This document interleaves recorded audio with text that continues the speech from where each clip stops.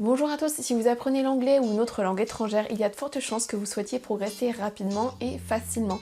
Aujourd'hui, je vais vous livrer mon astuce pour pouvoir progresser le plus vite possible et sans trop d'efforts. Vous êtes très nombreux à faire totalement l'inverse de ce que je vais vous proposer tout à l'heure, et moi y compris il y a quelques années, j'avais tendance à faire exactement la même chose que la plupart d'entre vous faites certainement actuellement, c'est-à-dire d'apprendre du vocabulaire nouveau tous les jours et d'essayer d'engranger le plus de vocabulaire et le plus de grammaire nouvelle possible. La technique dont je vais vous parler tout à l'heure est contre-intuitive, mais vous allez voir que grâce à elle, vous allez progresser très rapidement. Si vous avez l'impression que votre niveau stagne et que vous utilisez toujours le même vocabulaire, malgré tous les efforts que vous faites, malgré tous les nouveaux mots que vous apprenez au quotidien, cette technique va grandement vous aider à progresser. Nous allons voir maintenant la méthode redoutablement efficace qui va vous permettre de progresser rapidement et efficacement en anglais. Ce cercle ici correspond à tout ce que vous savez, vous connaissez en anglais, tout le vocabulaire et la grammaire que vous connaissez. Ce deuxième cercle ici correspond à tout le vocabulaire que vous maîtrisez et que vous utilisez au quotidien dans vos conversations. Vous voyez que tout ce qui se trouve ici n'est pas forcément utilisé au quotidien. Vous avez un grand nombre de mots que vous connaissez mais que vous ne maîtrisez pas tout à fait et que vous n'utilisez pas lors de vos conversations. Chaque fois que vous apprenez un nouveau mot que vous ne connaissiez pas, vous allez élargir ce cercle. Mais attention, chaque nouveau mot que vous ne connaissiez pas, que vous ne maîtrisiez pas, va demander beaucoup plus d'efforts à intégrer dans votre cercle de connaissances que d'intégrer les mots que vous connaissez déjà et de les utiliser au quotidien. Nous allons maintenant voir un exemple précis pour que vous voyez vraiment où je veux en venir. Prenons par exemple l'exemple de quelqu'un qui a un niveau débutant. Vous connaissez certainement le mot happy. Vous le maîtrisez totalement, vous savez l'utiliser, vous l'utilisez au quotidien. I'm happy, are you happy? This is a happy moment, pour dire joyeux. Vous avez déjà rencontré sur Instagram, dans une vidéo ou dans un film, le mot glad, qui est un mot un petit peu plus soutenu pour dire heureux, content. Vous savez le reconnaître à l'oral, mais vous ne l'utilisez jamais au quotidien. Vous ne pensez jamais à l'utiliser à un échange de happy. Il est donc inutile d'apprendre le mot suivant, thrilled, qui est un mot un petit peu plus soutenu encore et qui est un peu plus compliqué à prononcer. Si vous êtes débutant, les TH vont peut-être vous poser problème. Thrilled. Donc inutile, si vous maîtrisez le mot happy et que vous l'utilisez tout le temps à toutes les sauces, inutile d'apprendre le mot thrilled si vous ne maîtrisez pas encore tout à fait le mot glad. Prenons maintenant un deuxième exemple pour être sûr que vous avez bien compris le concept. Prenons l'exemple de quelqu'un qui a un niveau intermédiaire. On va prendre le mot to die, qui veut dire mourir. Si vous avez un niveau intermédiaire, vous connaissez peut-être le phrasal verb qui pourrait remplacer die, to pass away.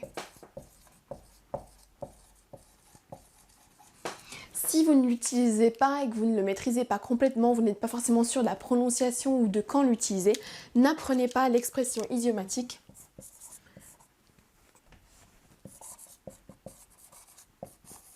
to kick the bucket, mot à mot, donner un coup de pied dans le seau, et ça veut dire mourir comme on dirait en français, manger les pissenlits par la racine, ou des expressions comme ça. Donc vous voyez bien que si vous ne maîtrisez pas totalement tout le vocabulaire qui est ici, que vous connaissez, que vous savez reconnaître à l'oral, que vous voyez un petit peu au quotidien dans vos ressources différentes, sur les applications, dans les magazines que vous lisez, dans un livre, dans les films, si vous maîtrisez ces mots-là mais pas suffisamment pour les utiliser lors d'une conversation, inutile d'intégrer d'autres nouveaux mots de vocabulaire qui vont s'ajouter à cette masse de mots que vous n'utilisez pas au quotidien. Avant que je vous donne le déroulé étape par étape pour intégrer ce vocabulaire que vous connaissez déjà mais que vous n'utilisez pas au quotidien, il est important de comprendre pourquoi vous n'utilisez pas le vocabulaire que vous connaissez mais que vous ne maîtrisez pas à 100%. Prenons l'exemple du mot tasty. Si je vous dis « This cake is very tasty », vous allez certainement comprendre que je veux dire que ce gâteau est bon, qu'il a bon goût. Si à l'inverse, ou à la place d'utiliser tasty, vous utilisez toujours good, this cake is good, this pizza is good, et que vous ne pensez pas utiliser le mot tasty, c'est certainement parce que vous n'êtes pas 100% sûr de la vraie traduction, du vrai sens de ce mot. La première étape sera donc de vérifier la traduction de ce mot, par exemple dans Word Reference. Vous allez ensuite voir que le mot tasty veut dire plusieurs choses.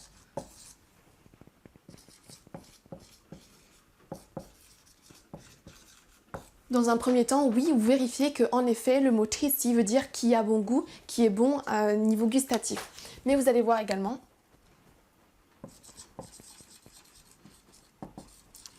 qu'on peut l'utiliser pour parler d'une personne et sera le sens de beau, belle, à croquer.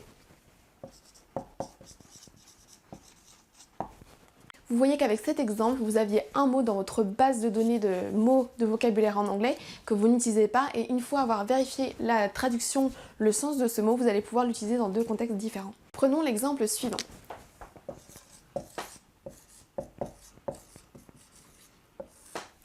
Vous n'êtes pas sûr de la prononciation, c'est pour ça que vous ne l'utilisez pas. Est-ce qu'on le prononce lettre par lettre, ASAP,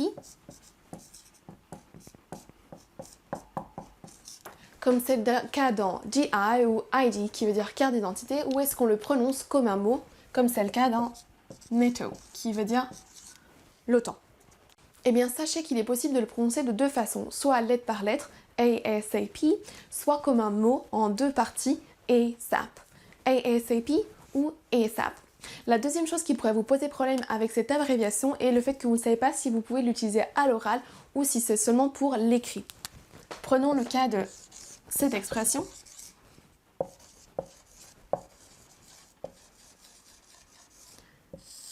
Vous savez qu'on ne peut pas dire BTW, mais que si vous devez utiliser cette expression à l'oral, vous allez devoir dire by the way.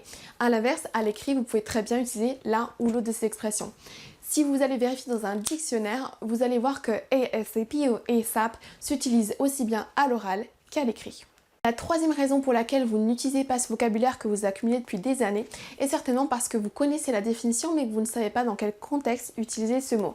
Vous n'êtes pas sûr de comment faire vos propres phrases avec ce mot. Prenons l'exemple de fancy, qui a différentes significations. La première signification qui veut dire sophistiqué ou chic.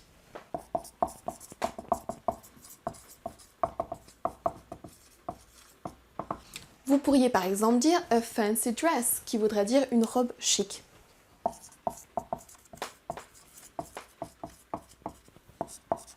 La deuxième signification de fancy est expensive, c'est un synonyme de expensive, donc ça veut dire cher, de luxe.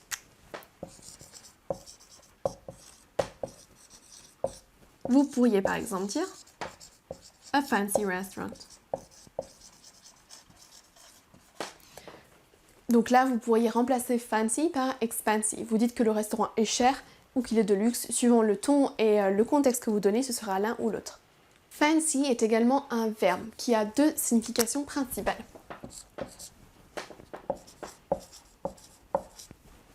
La première, fancy, peut remplacer le verbe want.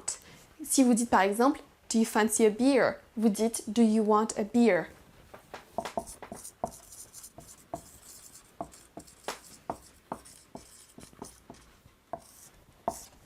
Sachez que vous pouvez omettre to you et dire seulement fancy a beer, qui voudra dire ça te dit de prendre une bière, de boire un verre. La dernière chose qui peut vous bloquer par rapport à l'utilisation d'un mot, d'une expression, est son niveau de langue. Vous n'êtes pas sûr que ce mot est familier, qu'il est soutenu, qu'il est approprié pour tout type de situation ou s'il est préférable de faire attention lorsque vous l'utilisez.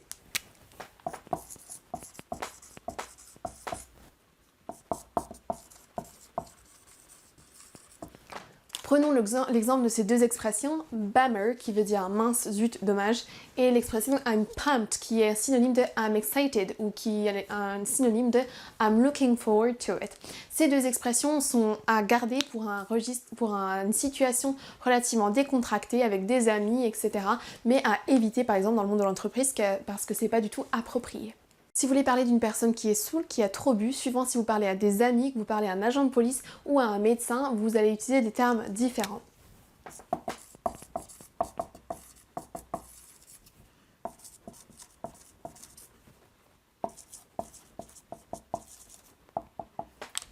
Si par exemple vous parlez à un médecin ou un agent de police, préférez plutôt inebriated ou alors drunk. Celui-ci, le premier, est très soutenu et très formel. Donc si vous l'utilisez avec des amis en soirée, ça passera pas du tout, ce sera très étrange. Drunk est plutôt neutre, ce sera ivre, saoul ou même peut-être bourré suivant le contexte, mais c'est relativement neutre. Vous pouvez l'utiliser dans relativement tous les contextes, alors que wasted, il y en a une longue liste. Wasted sera préféré dans un contexte relativement familier où vous êtes avec des amis en soirée. Voyons maintenant quelles sont les étapes à mettre en place pour maîtriser complètement ce vocabulaire que vous n'utilisez pas au quotidien. La première chose à faire est que vous allez devoir noter tous ces mots que vous connaissez à peu près mais vous êtes certain que vous n'utilisez pas lors de conversations. Vous pouvez les noter sur une liste papier ou utiliser une application téléphone comme Voice Notebook qui vous permettra de dicter directement à votre téléphone le mot en question. En utilisant une application de reconnaissance vocale, vous allez pouvoir aussi voir si votre prononciation est bonne. On va faire un exemple ici avec une application qui s'appelle Voice Notebook. Si vous prononcez le mot par exemple drunk, il va vous le noter. Si à l'inverse vous le prononcez mal et que vous dites drunk au lieu de drunk, normalement il va vous noter le mauvais mot, donc vous allez savoir que votre prononciation est mauvaise et que vous allez devoir changer ça. On va voir si ça marche. Drunk. Voilà, il nous a mis drink à la place de drunk parce que l'application a reconnu que vous n'avez pas prononcé de la bonne façon ce mot. Vous pouvez par exemple noter 3, 4, 5 mots par jour. Chaque fois que vous voyez un mot que vous connaissez à peu près mais vous êtes persuadé que vous n'utilisez pas au quotidien dans vos conversations, vous le notez quelque part sur votre cahier d'apprentissage dans votre téléphone et vous allez ensuite vérifier la prononciation, le contexte, la définition et le registre de langue de ce mot. On va prendre un exemple pour que vous compreniez bien ce que je veux dire. On va prendre le mot hooked. Vous le connaissez, vous voyez à peu près ce que ça veut dire, vous pensez que ça veut dire to be addicted, ce que ça veut dire être accro à quelque chose. Vous n'êtes pas trop sûr de la prononciation, donc vous allez dans le dictionnaire par exemple Word Reference, on va écouter la prononciation. Hooked. Hooked. Vous allez ensuite regarder la définition, donc vous voyez que ça veut dire crochu également, ça laissé de côté, on n'en a pas besoin. Vous voyez que la deuxième définition c'est être accro, donc voilà, vous avez vérifié, ça veut bien dire être accro. Vous voyez qu'à côté de be hooked, on a marqué slang, ça veut dire que c'est un registre familier, donc vous ne pouvez pas l'utiliser dans n'importe quel contexte, surtout pas en entreprise ou au travail. Vous voyez entre parenthèses il y a marqué on drug addicted, donc vous êtes accro à de la drogue. Vous avez une phrase d'exemple en dessous, one cigarette and she was hooked. Une cigarette, elle a fumé une cigarette, elle est devenue accro. Si vous descendez, vous voyez qu'on peut utiliser le fait d'être accro, mais pas que pour une dépendance à la drogue ou à l'alcool. On peut également l'utiliser pour pas dire qu'on est accro, qu'on aime vraiment beaucoup quelque chose. Et là, ça n'a pas un sens péjoratif comme être accro à de la drogue. Donc là, par exemple, vous voyez qu'on a marqué on hobby. Donc être accro, être mordu de quelque chose, être captivé par quelque chose. Vous avez également une phrase d'exemple juste dessous. La première étape est donc de noter tout le vocabulaire que vous connaissez mais que vous ne maîtrisez pas totalement. La deuxième étape est de vérifier dans un dictionnaire sur internet la prononciation, la définition, le contexte dans lequel ce mot peut être utilisé, des exemples de phrases types et le registre de langue. Une fois que vous avez fait ces deux premières étapes, vous allez devoir vous entraîner à prononcer ce mot. Par exemple, hooked, hooked, hooked, hooked. Prononcez chaque mot une dizaine de fois ou même plus si vous êtes motivé pour vous habituer à l'utiliser, à le prononcer et pour fixer dans votre cerveau la mémoire de ce mot-là et comment on le prononce. Le fait de prononcer plusieurs fois le mot va vous aider à le mémoriser, va vous aider à être sûr de la bonne prononciation et ça va vous aider à avoir confiance et à utiliser ce mot-là lors d'une conversation. Lorsque vous allez parler et vouloir utiliser ce mot-là, ce ne sera pas la première fois que vous l'aurez prononcé, ce sera beaucoup moins intimidant. La dernière étape du processus pour intégrer tout ce vocabulaire que vous n'utilisez pas est de faire vos propres phrases. Une fois que vous avez identifié un mot que vous voulez intégrer, maîtriser à 100%, vous vérifiez ça dans un dictionnaire, vous le prononcez plusieurs fois et ensuite il faudra vous faire vos propres phrases pour être sûr à 100% que vous savez dans quel contexte l'utiliser. Une fois que vous allez discuter, avoir une conversation, vous allez être sûr que ce mot-là que vous avez décidé de travailler, sur lequel vous avez décidé de travailler, vous êtes sûr que ce mot-là est approprié pour ce contexte et vous allez avoir confiance et vous allez être sûr de vous lorsque vous allez l'utiliser. Si on reprend l'exemple de hooked, vous allez voir sur le Word Reference, vous voyez que être accro à, on va dire to be hooked on. Si vous n'aviez pas cette préposition, vous n'étiez pas sûr de la préposition à utiliser, to be hooked to be hooked something directement sans préposition, pareil vous n'allez pas forcément pouvoir l'utiliser. Donc c'est important de créer vos propres phrases, ça va lever les derniers doutes que vous avez par rapport à ce mot là. Donc là vous allez vérifier, vous voyez que to be hooked on something et vous voyez qu'on peut également dire to be hooked on someone, on somebody. Vous pouvez être accro à quelqu'un ou à quelque chose. Donc vous pourriez par exemple dire I'm hooked on this new Netflix series that is Grace and Frankie. Et c'est vrai. Vous voyez que le fait de passer du temps sur un mot, d'aller chercher sa définition, de le prononcer, de faire ses propres phrases, va faire que vous allez le maîtriser à 100%, vous allez être confiant la prochaine fois que vous allez pouvoir l'utiliser et il va vous venir instinctivement en tête et va remplacer le mot basique que vous utilisiez jusqu'à présent.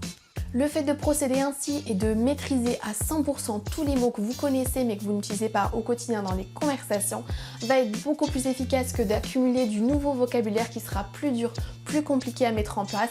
Si vous apprenez des nouveaux mots que vous ne connaissiez pas du tout la veille, ce sera beaucoup plus laborieux que si vous prenez du temps à maîtriser 100% tous ces mots qui sont à portée de votre main, et ça va être beaucoup plus facile et beaucoup plus rapide pour progresser en anglais. Est-ce que vous avez votre propre technique d'apprentissage du vocabulaire? Si c'est le cas, faites-moi en part dans les commentaires. Et si cette technique que je vous ai présentée aujourd'hui va vous être utile, faites-moi en part également, je serai ravie de le savoir.